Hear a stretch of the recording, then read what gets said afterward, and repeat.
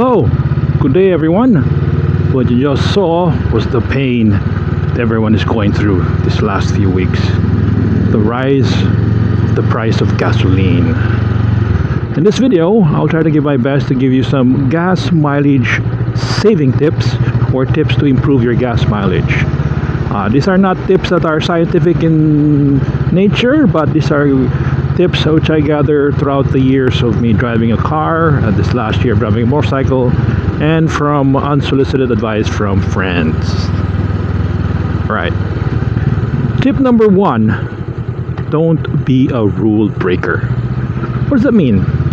Well, traffic laws are designed for, I would believe so, to make the trip as optimum as possible. Meaning, if you travel the right speed,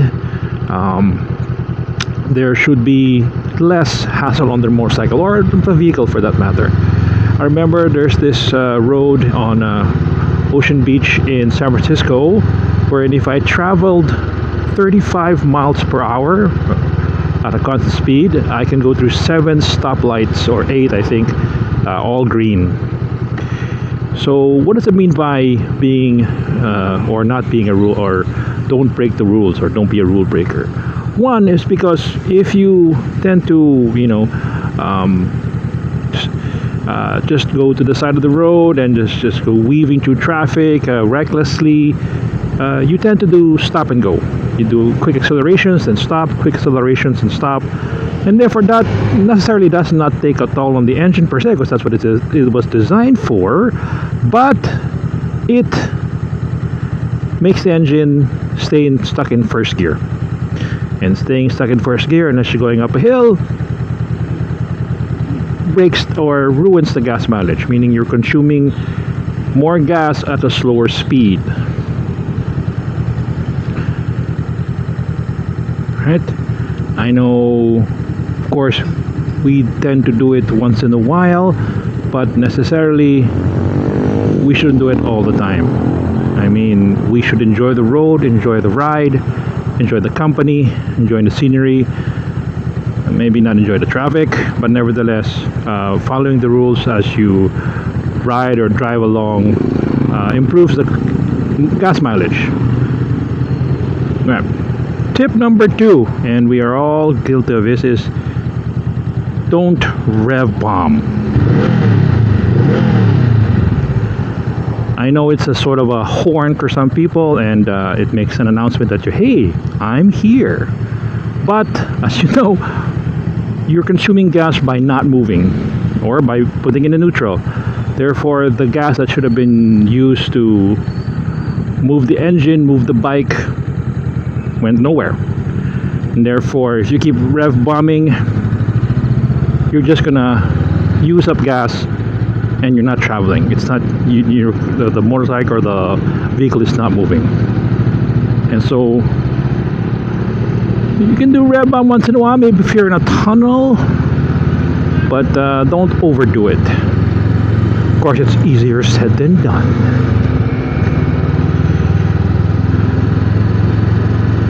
Tip number 3 is basically what everybody does, is keeping the bike at a good maintenance level. Of course, you change the oil at the proper intervals as recommended by the motorcycle manufacturer.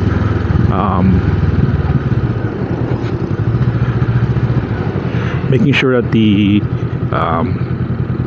there's no blockage to the chain or whatever drive system you have, it'd be shaft or belt. Making sure that the engine is running at its optimum level. Because motorcycle manufacturers design their motorbikes at a fine-tuned level, meaning they always want to advertise their numbers. They're as good as they could get, keeping, doing the oil changes, maintaining the proper lubrication for all the nuts and bolts and chains, or those that need oil. Come on, man. Come on. It makes the engine run more smoothly as compared to an engine that's not well maintained. That's too different, high mileage in the oil, Right? That's tip number 3. All right.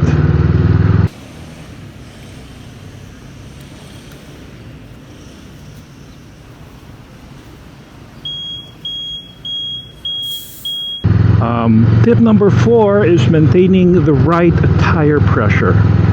Of course, that tire pressure varies among motorcycle manufacturers and tire manufacturers, but it's best to follow their recommendations. Adding to the weight of the vehicle and your body weight, you can make the proper adjustments. Of course, if you're gonna use the bike for, let's say, being on the track or going off-road, you can adjust the tire pressure, but you know, your everyday riding, you know, that's why you're trying to save on gas or improve the gas mileage, because you're using the bike as a mode of transportation, not necessarily mode of entertainment, although they combine. So for this Honda Rebel 500, the optimum tire pressure as with the stock tires is 29 psi. As you can see in the video, I inflated the motorbike before I started riding. So it was early in the morning, and that's set at 29 psi. What I noticed about the Honda Rebel is that if you don't use it for 2 or 3 days, it goes down 1 or 2. So on the average, if early morning after, let's say, not biking for 3 to 4 days, it goes down to 27 or maybe just 28. So nevertheless, it does go down with non-use, at least for this country in the Philippines. I don't know whether it's about the heat or the humidity, but nevertheless, these tires are the same for the stock Honda Rebels in other countries, because Honda Rebels made in only one factory in the world, in Thailand. Tip number 5 in trying to improve the gas mileage is improve the aerodynamics of your bike and your ride. If you look at the numbers, of course I'm not gonna put it there, I'm not gonna put the statistics in front of you, but from the research I've done, through the videos I've seen, cars, although weigh 3 times as much, 4 times as much, using the same engine relatively, they have better mileage because of the aerodynamic shape of the vehicle. So therefore, the aerodynamics give a better ride through the wind. A motorcycle by itself is not. It's the opposite. You are open. Most people bike upright. Of course, the nakeds and the sports have a better aerodynamic position as to the feet and the body. You're leaning forward. So that's what you can do. So how do you do that with the what you have, with the bikes that you have? Well, like for this Honda Rebel, I haven't yet bought a windscreen. I probably will in the next month or so. I'm just waiting for the right moment. Also, some of the motorcycles here, as you can see, they have top boxes or side panniers. If you're going on a long ride, and if you're going on a ride that you don't need it, you know, if you have a chance, you know, take them out, because those boxes, they add to the drag of the vehicle, of the motorcycle, and unless it's an entertaining show, drag is not good for the motorcycle.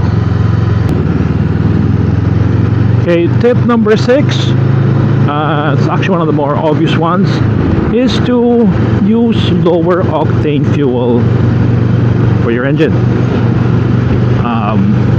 For this Honda Rebel, the recommended octane level is 87. But in the Philippines here, I don't see a gasoline station that offers 87 octane. The lowest I've seen is 91. And of course, using a 95 or even a 97, and some gas stations over here 100, it does not, of course they might think the higher octane fuel might give you better performance. Well, I'm sure you've seen the videos, you've seen the numbers.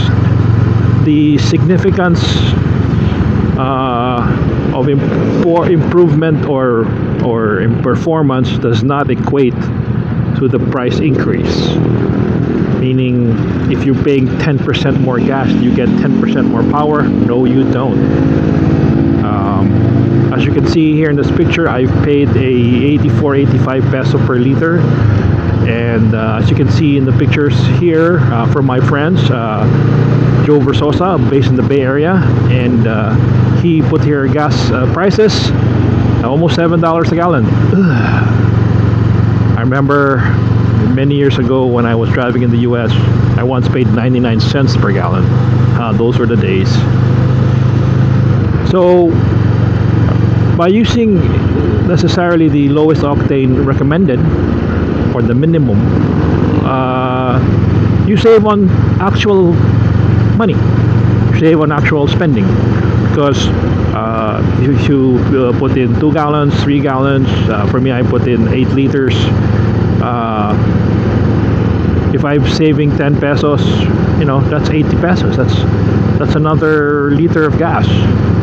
So in a sense, that's the best or closest felt gas mileage saving tip, is to use the lowest octane or lowest octane possible.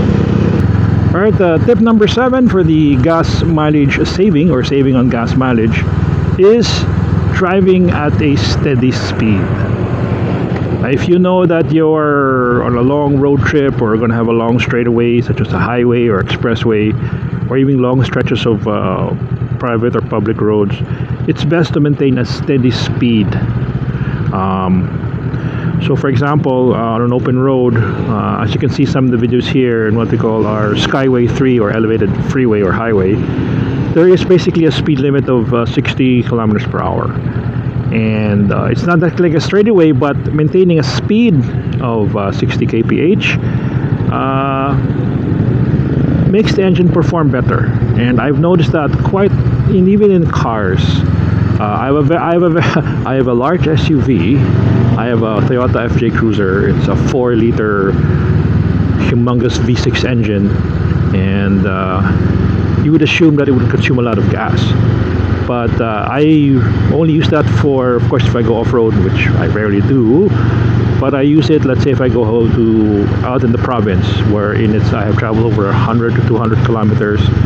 And if I maintain a steady speed of 100, which is actually the speed limit,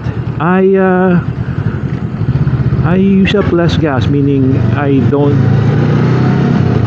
fill up as much as I would drive the same distance within the city. And so it same goes for a motorcycle. As you can see here, I'm driving here at a steady speed, and I'm not quick accelerating, I'm not jerking, or I'm not pleasuring myself or jerking off. So as you can see here, I'm maintaining a speed of 60. Why is my signal light on? And of course I can go faster, but do I really need to? It's traffic.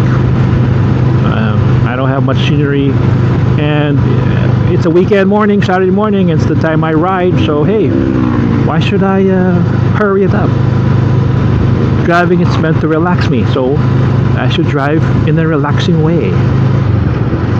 So I'm here now using the 6th gear at 60 kph.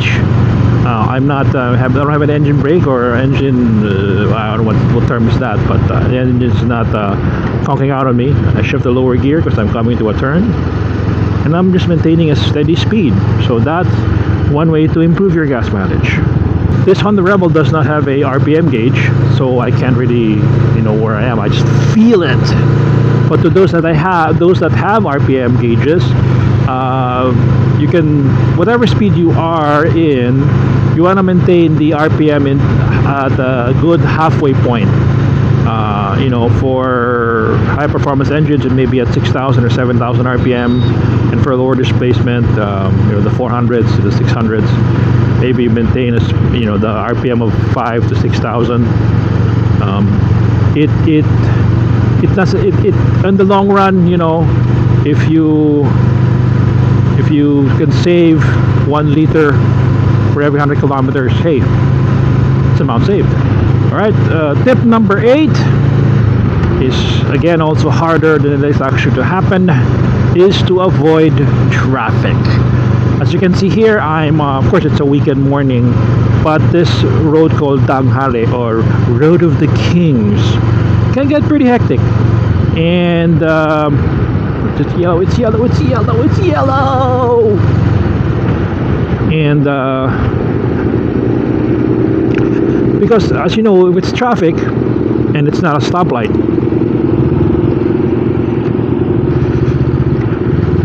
you tend to stay in first gear the whole time, because you are weaving in and out of the lanes and you're traveling at a slow speed, and you're gonna, in your RPMs or your engine revs may be just as high as you would driving at a slow speed, and you are not moving or moving very slowly.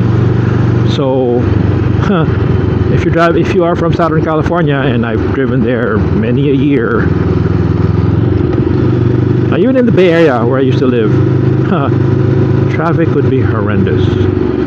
And to give you a side story, one of the reasons I bought the bike was to save on gas, because I used to, when I take the car to from home to work, which is around only maybe 30 to 40 depending what roads you pass, sometimes takes me 2 hours going and 3 hours going home, because everybody wants to go home during rush hour. And I thought to myself, yeah, I'm spending so much on gas and wasting a lot of time. If I buy a bike, I can save on gas, and more importantly, save on time.